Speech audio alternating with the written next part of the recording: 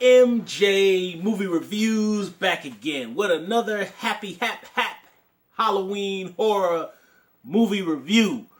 And this time I went with a traditional choice. I decided to review From Dusk Till Dawn, starring Mr. George Clooney himself, Harvey Keitel, Quentin Tarantino, and Juliette Lewis. Directed by Robert Roderiguz of El Mariachi and Desperado fame.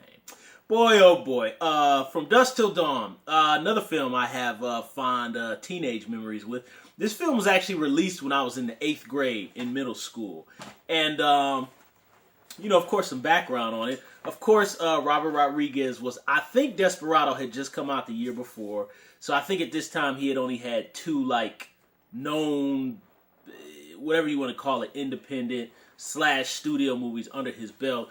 George Clooney was fresh off ER, but he had already been in the movie game for years.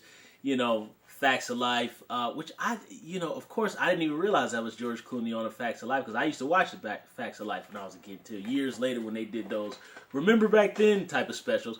Quentin Tarantino, of course, was fresh off of Pulp Fiction and Reservoir Dogs. It was a perfect combination here. And basically, this movie was released in January, if I remember. But I did see this film theatrically. Me and my sister actually went to go see it at a theater called Southgate. That theater does not exist anymore. It was torn down. There was actually nobody in the theater. I think it was actually just me and her. But this film was released at a weird time, like in January. And I really think in retrospect, this movie should have been released probably in, I don't know, maybe at least March, you know what I mean? Or maybe October of the following year. But I guess probably by the time they probably didn't want it to sit in the can too long, I guess. But it was released at a weird time. And I remember it opened up #1, if I remember right.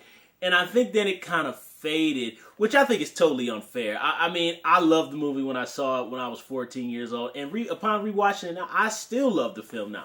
Now, at the time, Quentin Tarantino, Robert Roderiguz years later did Grindhouse, which I was working at, digressing, I was working at a theater when Grindhouse came out. And there was a handful of people, but Grindhouse died quick, And I will say, about 20 minutes of both Quentin and Robert Roderiguz movies are pretty enjoyable. But really, the thing about Grindhouse that I like is the trailers in between. The Thanksgiving trailer, I think, is the best work Eli Roth has ever put to cinema, in my personal opinion. But digressing, I think this here, From Dusk Till Dawn, was the perfect template, because that's what they were trying to create at the time. People didn't really realize. I mean, the internet was kind of just starting, so it wasn't as well known.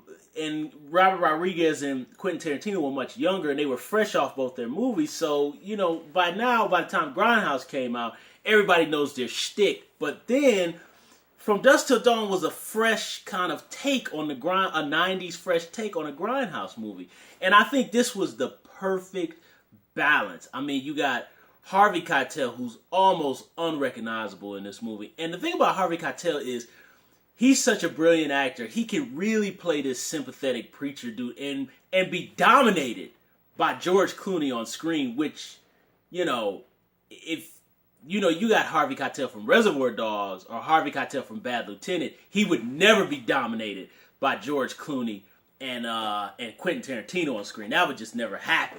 You know what I mean? But he's such a good actor. He can play that he's being dominated by George Clooney. And George Clooney, I do not care. George Clooney is Mr. Character Actor now and all that. And you know what? And I thought his work on ER was fantastic. ER is a fantastic show. At least the years when all the original cast members were on it. Great, fantastic show. Because I do own it. I love ER. And I love George Clooney's work on that. Especially his final episode before he left the show. Digressing. Fantastic episode in his final season. But, some people, whether you love or hate George Clooney, whatever, I think this movie made him a movie star. I mean, I know it wasn't a gigantic financial hit, which I wish it would have done more money. I wish it would have been a bigger movie. But this movie's an acquired taste. It's a Grindhouse movie. It's a very polished Grindhouse movie, but it still has the raw Grindhouse feel to it. You know what I mean? But this movie, to me, in my personal opinion, in terms of George Clooney post ER, after ER, I think, or during ER, after ER, I think this is George Clooney's best role he's ever put to film. That's my opinion. I mean, I know people like to talk about Three Kings. Three Kings is great, and I know people love to talk about Out of Sight, which Out of Sight is fantastic as well. I really, to me, in the early part of George Clooney's post-ER film career, I would say from Dusk Till Dawn, Out of Sight, Three Kings is his best work on film. I never saw Brother Where Art Thou and all those other ones. I never saw them. But to me, I think that's George Clooney's best work put to film. And I think this is his greatest character. I wish he would have done a sequel, but, I mean, you know, George Clooney's too old now, so he can't do a sequel. I think my God, I think he was the same age as me when he made this film. I think he was 35 or 34. But this is his greatest role, and George Clooney chews the scenery here. And, you know, some people complain about George Clooney and his delivery of dialogue and kind of his manner because, you know, he kind of does the, listen, there are devils straight from hell, and there's gotta, you know, he kind of tilts his head down and he does that bobble thing, and he kind of has like a casual kind of way that he delivers his lines. According to what I understand is that George Clooney doesn't memorize his lines, so they're always writing them on things, so when he's doing that head tilt, I think that's supposed to be him actually reading his lines. That's, yeah. But, George Clooney really, he's a great anti-hero here, man. He really plays that good balance of, this dude is crazy and he's ruthless, he's sociopath, but he kind of is a criminal who can slightly give you the benefit of the doubt. And I do mean slightly. Slightly he'll give you the benefit of the doubt. He's not going to go out of his way like his brother, Quentin Tarantino, who is a straight psychopath, rapist, serial killer in this thing. He's not going to be like him, totally deranged. He's sociopath, but he does have a smudge of humanity, so he's not going to kill you if he doesn't have to. And that's a line of dialogue in the movie. This movie's sprinkled with great one-liners. I mean, you know, of course, Quentin Tarantino, which, you know, in taking psychology classes and doing a little bit of social work privately in my life, digressing, Quentin Tarantino fits the spectrum, the DSM-4, probably of schizophrenia, and that's probably why he's as nuts as he is. Because, you know, he's hearing voices and stuff. I mean, I love Juliette Lewis comes in, and she goes, will you eat my punani for me, please? And he goes, sure. And it's just like this dude is nuts. And it's like the scene in the beginning of the movie with the gas station attendant clerk makes sense now because the gas station attendant, Quentin Tarantino murders Michael Parks, who plays this sheriff, in a wonderful bit of a wonderful monologue. He delivers it with just ease and truth. I mean, great scene. And I love the way they do that because it really slowly pushes in. It's very calm. And then Quentin Tarantino blows his brains out. And it catches. I remember seeing that in the theater and it just caught me off guard. I just wasn't expecting it. But the gas station attendant is like, I never said help us. And Quentin Tarantino was like, no, you did say it. And it's like, you find out that this dude is hearing voices. He didn't do anything. They murdered this guy ruthlessly. You know, and of course, you know, George Clooney just has some really good one-liners in here, man. I can't name all of them. Never said do what I do, just do what I say. I mean, great stuff. Now, it was clear, I know there's some people who weren't old enough to see the movie when it came out, who never saw it, don't expect the second half of the movie, the vampire twist. And there was always debate even at the time, and even I had an old episode of Siskel and Ebert on tape, but it was a split vote on it. Ebert liked it, Siskel gave it a thumbs down. But it was a marginal thumbs up. You know, everybody pretty much has said for years and years that the first half of the movie is good and the vampire part of the movie is okay, but it's not as good as the first half. I would totally agree with that. But I think the beauty of From Dusk Till Dawn is the fact that it does the switch. Now, some people say they didn't expect the switch, but at the time when the movie came out, it was clearly advertised as like this horror movie. So the whole twist, when me and my sister saw it, I was just waiting for it to happen. All the advertisements was just showing vampires, vampires, vampires. So anybody who says they didn't see the twist coming, I mean, they must have never saw the advertisements for it when it came out. But I knew it was coming. But I will say, and what I found out in the commentary is that Robert Rodriguez intentionally, because this was written by Quentin Tarantino, this movie has Quentin Tarantino's voice all over it. I mean, just even like, of course, the racial slurs, because we know Quentin Tarantino loves racial slurs. That's just the way he writes. But like I said, okay, ramblers, let's get rambling. You know what I mean? There's a certain way the characters talk that have a rawness and a realness that is very Quentin Tarantino. And Robert Rodriguez says that he intentionally shot the first half of the movie like Quentin Tarantino. So if you look at Pulp Fiction or if you look at Reservoir Dogs, you see the first half, the first act of From Dusk Till Dawn is shot exactly like that. Particularly the scene in the diner with Harvey Keitel and his kids. And then the scene with George Clooney and Quentin Tarantino in the hotel room where they got the hostage. And that's one of the most brutal killings on screen. I mean, that freaked me out when I saw this. I mean, when you find out Quentin Tarantino murdered this poor woman. And we're not talking some hot 20-year-old Friday the 13th bimbo chick. We're talking about a mom who's like 55.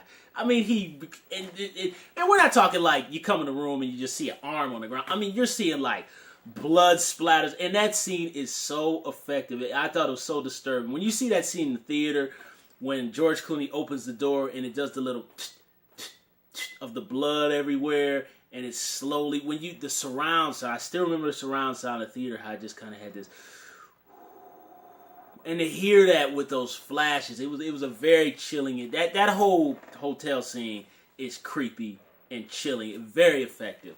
And it's good stuff. And I will say the dynamic between Harvey Keitel and George Clooney, how like basically, essentially, these dudes respect each other on some level.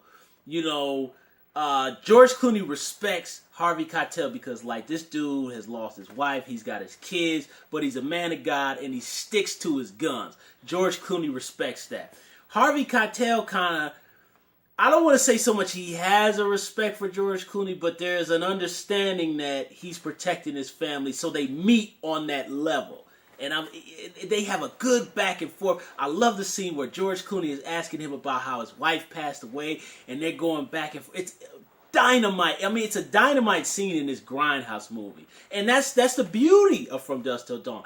That first act is a good film. It's dynamite. Now when it gets into goofy, grindhouse, bloody stuff, it's fun trash. You know, it's fun. And of course, the selling point of the whole vampire aspect is when the lovely, beautiful Salma Hayek comes out and does that dance. I mean, when she does that dance, I'll tell you, when I saw Salma Hayek in Desperado when I was 13, I was absolutely in love with that woman. I'd never forget, because this was the height of the internet. I printed out a picture of her from Dusk Till Dawn. This was like old school, like America Online back in the mid-90s. And I printed it up and put it on my wall. And I just, Salma Hayek with that beautiful long curly hair, I just love that woman. She is a beautiful woman. And here, she doesn't really get much to do, but I actually find her even more sexier in this movie than I do, even more than she is in Desperado. And she's got the snake on her, and she's doing this seductive thing, and of course, she goes right to the rapist guy, Quentin Tarantino. Oh man, great scene, and I really love that song. That wondering why. I love that song. That's just a great song, and I just love how they're all sitting at the table watching. And Clooney looks badass. Clooney is just sitting back, and he's just kind of. Clooney is badass in this movie, man. The way he flips that gun. I love the scene where the guy stabs Quentin Tarantino in the hand, and he goes, ah! And Clooney flips around and fires the gun at the screen. That is one of the coolest cuts.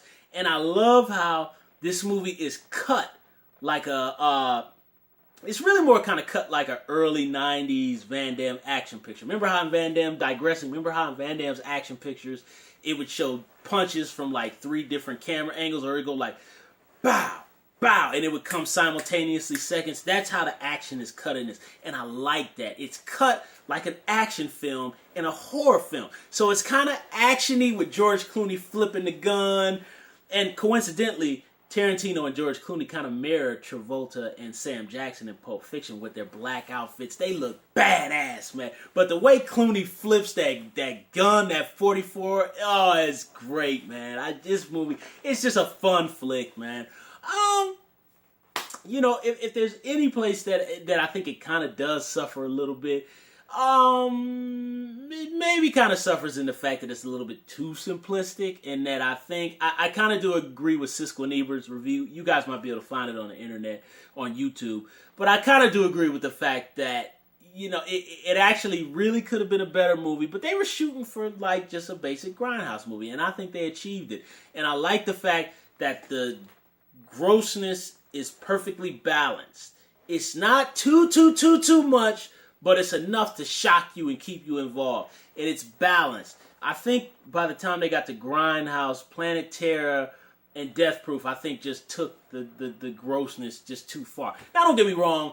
I like Rob Zombie movies, so I can take it. But I'm simply saying I think there was a misbalance by the time those films came out, which I think had to more do with them being older men versus guys in their, you know, late 20s or early 30s or whatever it was when they made this. They were younger dudes. And I think by the time Grindhouse made, it was older guys trying to tap into their younger selves. And I think that's why Grindhouse kind of just is extremely uneven. But here we're From Dusk Till Dawn. I mean, it was firing on all cylinders. Aside from like just a gag where they're kind of, after the first attack in the bar, where they're kind of going around stabbing the patrons and stuff, it kind of drags a little bit. And Savini kind of turning into the vampire, and Fred Williamson giving his monologue drags a little bit there, but then it picks back up again. I wasn't crazy about that little section, but once they got rid of those guys, you know, it picked back up again. So, look, great movie. To me, I just think this is George Clooney's best film screen role ever. I would have loved if he could have played this part again. So, Mr. Clooney, if you ever happen to see a YouTube review of From Dusk Till Dawn, sir, you did a fantastic job. This was your best role ever. Thumbs up the video. Subscribe to the channel. Share the video. And leave comments down below about From Dusk Till Dawn. You can talk about the sequels if you want to. I don't particularly want to because I hate part 2 and I never even saw part 3. Well, maybe a piece of it on Sci-Fi. Whatever. RMJ Movie Reviews. I'll be back with more happy Halloween horror movie reviews.